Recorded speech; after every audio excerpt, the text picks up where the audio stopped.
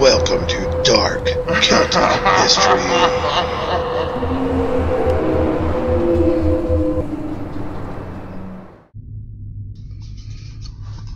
Geillis Duncan, the first victim of the North Berwick witch trials. If that name sounds familiar to you, then you have either read the book or seen the TV program, Outlander. You see, author Diana Gabaldon used the unfortunate history of the all-too-real person, Geillis Duncan, to bring part of her story to life. And that it did, as it's true that truth is stranger than fiction. In November of 1590, a young serving girl named Geillis Duncan from Tranent, near Edinburgh, had been arrested after being accused of witchcraft by her employer, David Seaton. Apparently, Geillis suddenly began to exhibit a miraculous healing ability and would sneak out of the house during the night. When Seaton confronted Duncan, she could not explain her new ability or her strange behavior. Initially, she denied all of the charges, including having dealings with the devil, but after prolonged and agonizing torture and the discovery of the devil's mark on her neck, the poor lass broke down and confessed to being a witch. Now, under even further torture, she named numerous accomplices within her community. Among them, most notably, is Barbara Napier, the widow of Earl Archibald Douglas, the 8th Earl of Angus. She was accused of bewitching her husband to death.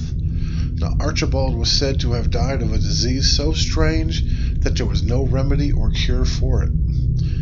Euphemia MacLean, daughter of Lord Cliftonhall, with whom she conspired to kill her godfather. And then lastly, John Fian, a schoolmaster and alleged coven leader and wizard. Geillis was eventually strangled, though, and her body burnt. However, this was just the beginning. During the reign of King James VI, somewhere between 70 and 200 so-called witches were put on trial, tortured, and executed. From the town of North Berwick and the surrounding area alone. The exact number is not known, and neither is the proportion of those arrested who were actually executed, because no records were kept. However, or few were kept. The consensus is that the large majority of them were horrifically tortured.